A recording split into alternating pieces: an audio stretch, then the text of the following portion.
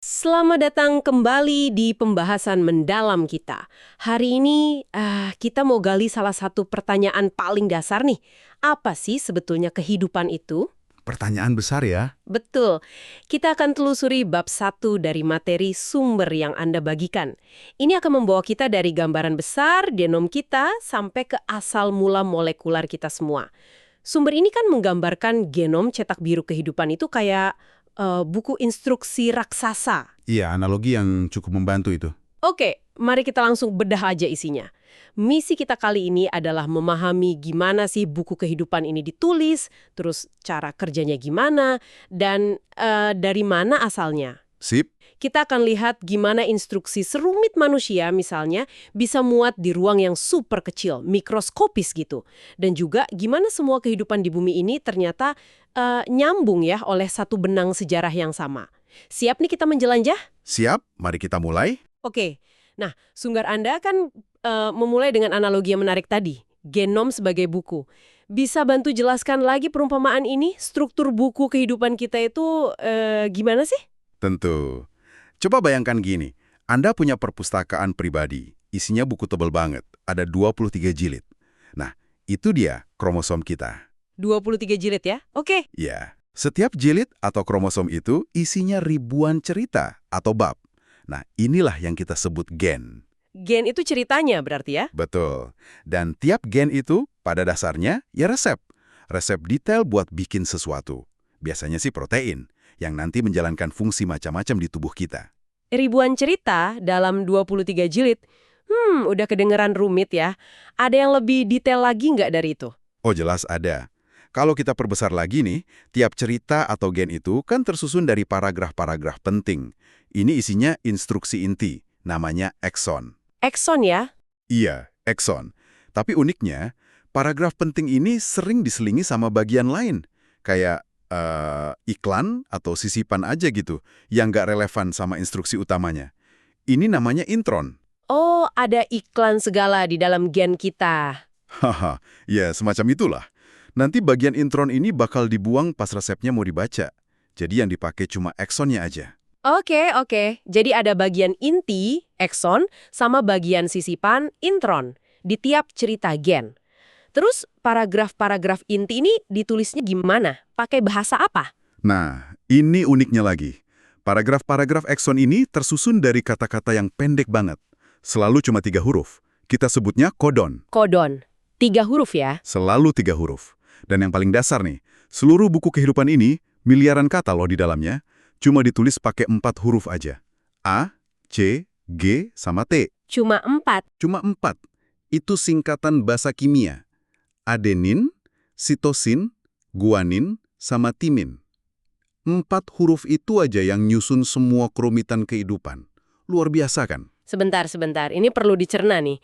Jadi instruksi buat bikin kita ini tersusun dari 23 jilid kromosom. Iya, Isinya ribuan cerita gen, betul. yang isinya paragraf ekson plus iklan intron. Mm-mm. Ditulis pakai kata 3 huruf, kodon, Yap. dan cuma modal 4 huruf, A, C, G, T. Wah, ini beneran berlapis-lapis ya strukturnya. Memang begitu. Tingkat organisasinya itu, wah, luar biasa. Skalanya juga bikin kaget. Sumber Andeki nyebutin tuh, ada sekitar 1 miliar kata kodon di genom manusia. 1 miliar? Iya, 1 miliar. Itu setara sama isi 800 Alkitab. Coba bayangin. 800 Alkitab. Wow, itu jumlah informasi yang sulit dibayangkan sih kalau kita coba baca gitu satu-satu butuh waktu berapa lama. Nah, hitungannya lumayan dramatis nih. Kalau Anda baca satu kata kodon per detik, terus 8 jam sehari, nggak berhenti-berhenti, Iya. Anda baru selesai kira-kira 100 tahun lagi. 100 tahun. Gila. Itu cuma buat baca doang ya? Iya, cuma buat baca aja. Terus kalau kita coba tulis secara fisik nih, anggap aja satu huruf basa, A, C, G, T, itu lebarnya 1 milimeter. Seluruh teks genom manusia itu panjangnya bakal kayak sungai danau, dari Jerman sampai Laut Hitam. Ini dia nih, paradoksnya ya. Kok bisa informasi sebanyak itu setara 800 Alkitab sepanjang sungai danau bisa dimampatkan ke dalam inti sel yang ukurannya kan mikroskopis banget, nggak kelihatan mata telanjang. Gimana caranya kehidupan melakukan trik packing sekeren ini? Kuncinya itu di efisiensi pengemasan molekul DNA itu sendiri. DNA kan bentuknya heliks ganda yang ikonik itu, kayak tangga spiral panjang banget. Iya, yang sering digambar itu. Nah, itu dia. Tulang punggung tangganya itu dari gula sama fosfat. Terus anak tangganya itu pasangan basa A sama T, G sama C. Struktur heliks ini terus dililit, dilipat, digulung rapet banget pakai bantuan protein khusus. Makanya instruksi sepanjang ribuan kilometer itu bisa muat di ruang super kecil. Ini salah satu keajaiban rekayasa tingkat molekuler sih.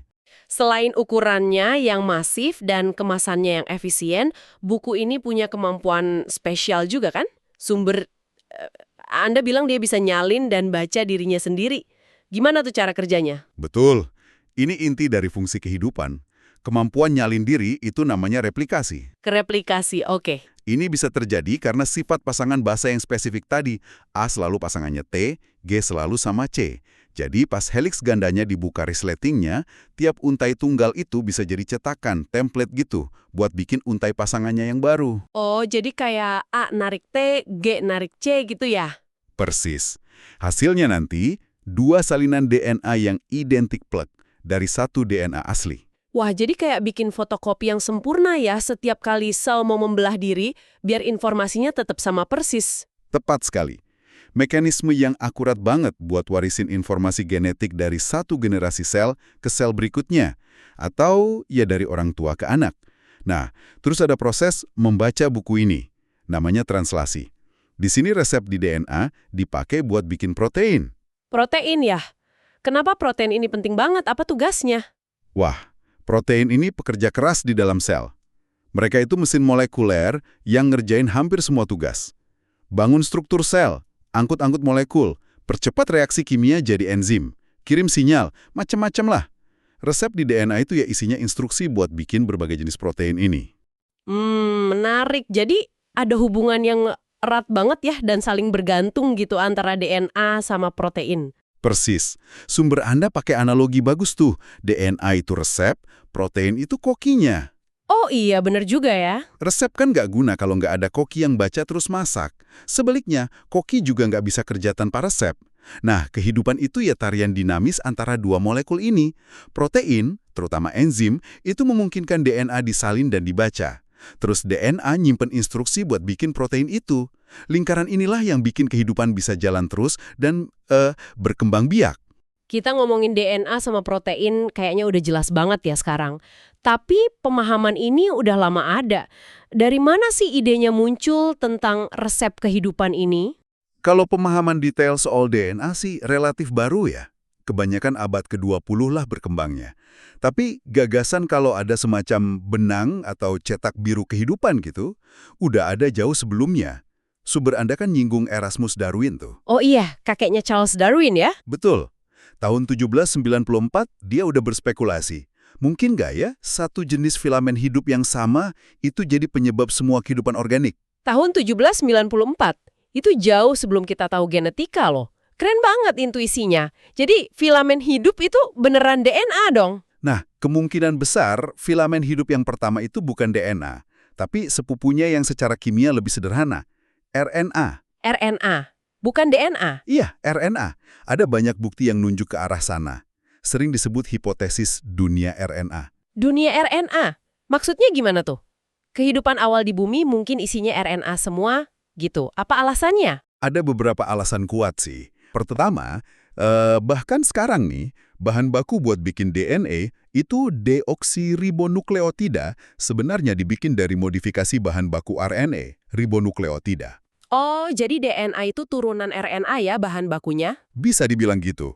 Salah satu huruf DNA, si T, itu dibuat dari huruf RNA, si U. Kedua, banyak mesin molekuler penting di sel kita, termasuk enzim-enzim yang kuno banget, itu masih butuh molekul RNA kecil buat bisa kerja. Ketiga, nah ini yang paling menarik. Apa tuh? Penasaran nih. RNA itu ternyata molekul yang jauh lebih serbaguna dibanding DNA. DNA kan intinya cuma nyimpan informasi aja, tapi stabil banget. Nah kalau RNA, selain bisa nyimpan informasi, dia juga bisa bertindak sebagai katalis. Mirip enzim protein gitu. Hah? Katalis? Maksudnya bisa mempercepat reaksi kimia? Betul. RNA bisa motong, nyambung, modifikasi molekul lain, termasuk dirinya sendiri. Tunggu. Jadi RNA ini kayak pisau Swiss Army molekuler dong? Bisa jadi pembawa resep, sekaligus jadi alat buat ngejalanin resep itu? Kurang lebih gitu. Kemampuan ganda ini yang bikin RNA jadi kandidat kuat sebagai molekul utama di awal kehidupan. Dia bisa nyimpen info genetik, sekaligus ngerjain tugas kimia buat replikasi dirinya sendiri tanpa perlu bantuan protein yang rumit. Wah, Bahkan, mesin pembuat protein paling dasar di sel kita, ribosom itu, intinya adalah mesin yang terbuat dari RNA loh. Ini nunjukin warisan kuno dari dunia RNA. Bisa dibilang, RNA itu Yunaninya lah sebelum kekaisaran Romanya DNA yang lebih canggih muncul. oke, ini masuk akal banget sih. Kalau RNA sehebat dan seserbaguna itu, kenapa ya kehidupan nggak tetap aja basisnya RNA? Kenapa kita malah pindah ke sistem DNA dan protein yang kayaknya lebih ribet? Nah, ada satu kelemahan fatal RNA. Dia itu nggak stabil. Nggak stabil gimana? Dibanding DNA, RNA itu jauh lebih gampang rusak atau terurai. Apalagi kalau kondisi lingkungannya panas atau kalau molekulnya jadi gede dan kompleks.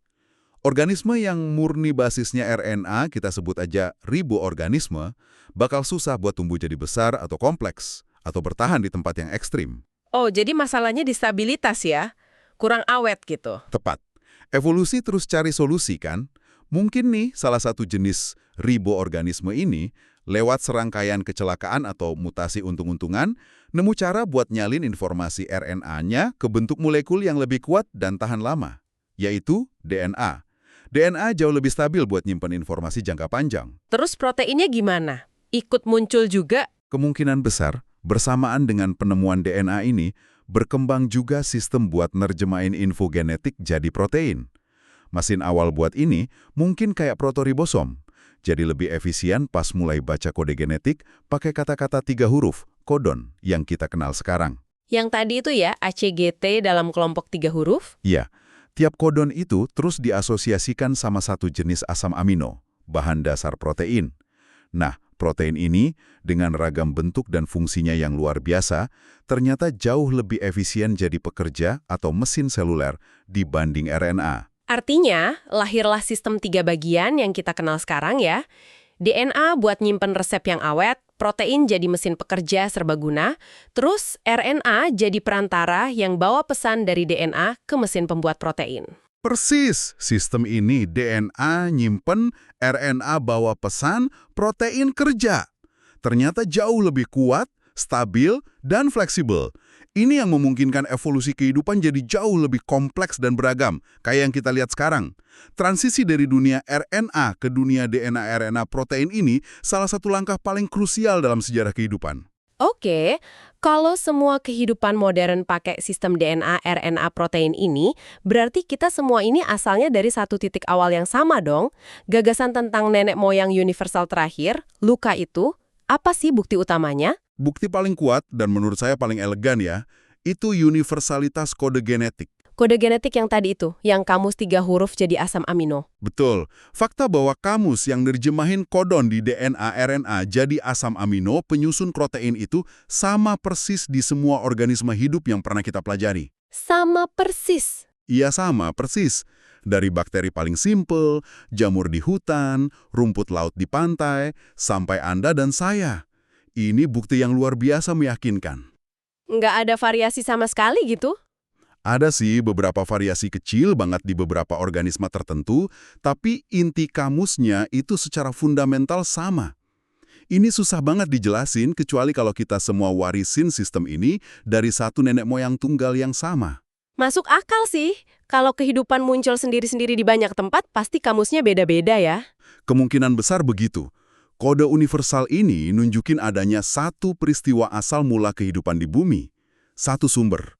Jadi balik lagi ke Erasmus Darwin tadi ya, pernyataan dia soal satu jenis filamen hidup yang sama itu bukan cuma spekulasi puitis dong, tapi didukung bukti molekuler yang kuat ya. Secara fundamental iya, kesatuan kehidupan itu fakta empiris. Kita semua nyambung dalam pohon kehidupan raksasa yang akarnya ya di luka itu. Artinya, secara harfiah nih ya, rumput laut di pantai itu ya sepupu jauh Anda. Sama kayak simpanse atau bahkan bakteri di usus Anda. Wow, ini kalau dipikir-pikir luar biasa ya. Terus luka ini kayak gimana sih wujudnya? Kita tahu nggak rupa nenek moyang kita semua ini? Nah, ini area perdebatan yang seru nih.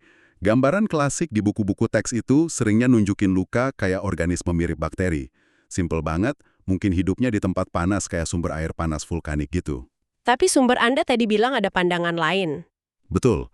Ada argumen sama analisis genetik yang cukup kuat yang nunjukin kemungkinan sebaliknya. Bisa jadi, luka itu malah organisme yang relatif lebih kompleks. Lebih kompleks, kayak gimana? Mungkin lebih mirip protozoa daripada bakteri. Punya banyak kromosom linier, kayak sel kita. Bukan satu kromosom bulat kayak bakteri. Dan mungkin malah hidupnya di tempat yang lebih adem. Kalau skenario ini benar, berarti bakteri sama archaea modern itu justru hasil penyederhanaan dari luka yang lebih kompleks, bukan sebaliknya. Wah, itu beda banget ya sama gambaran umumnya. Jadi masih misteri juga ya detail nenek moyang kita yang paling awal ini. Tentu saja, ilmu pengetahuan kan terus berkembang. Gambaran kita soal luka mungkin bakal terus disempurnakan seiring data dan analisis baru. Tapi yang pasti, dia pernah ada, dan kita semua ini keturunannya. Oke. Jadi setelah luka hadir mungkin sekitar 4 miliar tahun lalu ya. Apa yang terjadi selama rentang waktu yang super panjang itu? Gimana caranya dari satu nenek moyang jadi keanekaragaman hayati yang luar biasa kayak sekarang? Proses utamanya ya evolusi lewat seleksi alam. Ini kayak proses coba-coba, trial and error gitu. Tapi skalanya waktu geologis yang masif banget. Selama miliaran tahun, materi genetik, DNA, itu jadi makin jago dalam bangun dan nyempurnain apa yang disebut ahli biologi Richard Dawkins sebagai mesin sintas. Survival machines. Mesin sintas, maksudnya tubuh kita ini mesin sintas gitu. Kalau dari kacamata evolusi genetik, ya bisa dibilang gitu. Tubuh kita dan tubuh semua makhluk hidup lain pada dasarnya adalah kendaraan atau wadah yang dibangun oleh gen. Tujuannya, ya buat mastiin kelangsungan hidup dan replikasi gen itu sendiri. Jadi gen yang nyetir ya? Gen yang ngasih instruksi. Gen yang berhasil bangun mesin sintas yang lebih jago bertahan hidup dan bereproduksi di lingkungannya, ya dia yang lebih mungkin warisin salinannya ke generasi berikutnya. Gimana proses penyempurnaan mesin ini terjadi di awal-awal kehidupan dulu? Nah, di fase awal, mungkin selama 3 miliar tahun pertama ya, persaingan utamanya itu terjadi di tingkat sel tunggal. Mungkin lebih soal efisiensi kimiawi aja. Sel mana yang paling efisien ngambil energi dan bahan baku dari lingkungan buat bikin lebih banyak salinan DNA dan proteinnya sendiri? Ya, dia yang menang. Jadi kayak lomba efisiensi pabrik molekuler ya? Bisa dibayangkan gitu. Triliunan kali triliunan eksperimen biokimia terjadi barengan di lautan purba selama waktu yang tak terbayangkan itu. Terus seleksi alam tanpa henti nyaring varian mana yang paling efisien dan paling tangguh. Jadi, kerumitan tubuh kita ini, dari sel sampai organ, itu hasil akumulasi penemuan dan penyempurnaan oleh gen selama miliaran tahun ya. Semuanya tujuannya satu, biar gen itu bisa bertahan hidup dan bikin salinan dirinya secara efektif. Wah, perspektif yang menarik banget ya. Iya, itu salah satu cara memandangnya dari sudut pandang gen. Baiklah, kita udah menjelajah cukup jauh nih rasanya. Kita mulai dari ngeliat genom kayak buku instruksi raksasa. Paham gimana dia ditulis pakai bahasa 4 huruf dan dibaca buat bikin protein. Terus kita nengok ke masa lalu yang lebih jauh lagi, ke kemungkinan adanya dunia RNA sebelum DNA. Dunia RNA yang serbaguna tapi rapuh itu ya? Betul. Terus kita ketemu Luca, nenek moyang universal kita semua, dan lihat gimana proses evolusi tanpa henti selama miliaran tahun udah ngebentuk kita dan semua makhluk hidup lain jadi mesin sintas yang luar biasa buat gen kita. Intinya sih, dari bab 1 ini, kita bisa lihat kalau kehidupan itu pada dasarnya soal informasi. Informasi digital yang dikodekan dalam molekul DNA, sebuah warisan yang nyambung terus dari satu sumber tunggal miliaran tahun lalu, yang kemungkinan besar lewat tahap awal dunia RNA yang lebih simpel tapi rapuh. Universalitas kode genetik itu jadi pengingat terus-menerus soal kesatuan fundamental semua kehidupan di planet ini. Kita semua kan ngomong pakai bahasa molekuler yang sama. Sebagai penutup nih, mungkin ada satu pemikiran buat Anda bawa pulang. Kalau kehidupan di bumi ini kemungkinan mulainya dari RNA yang lebih fleksibel secara kimia, tapi kurang stabil. Sebelum akhirnya milih DNA yang lebih kokoh, mungkin nggak sih ada jalur evolusi lain yang bisa terjadi? Maksudnya? Mungkin nggak di tempat lain di alam semesta, atau bahkan di sudut tersembunyi bumi di masa lalu, kehidupan itu berkembang pakai basis kimia yang beda. Mungkin tetap pakai RNA, atau malah sesuatu yang lain sama sekali. Apa ya artinya kalau kehidupan itu ternyata bisa punya lebih dari satu basis kimia? Sesuatu buat direnungkan lebih dalam nih. Sampai jumpa di pembahasan berikutnya. Pertanyaan menarik untuk dipikirkan. Sampai jumpa.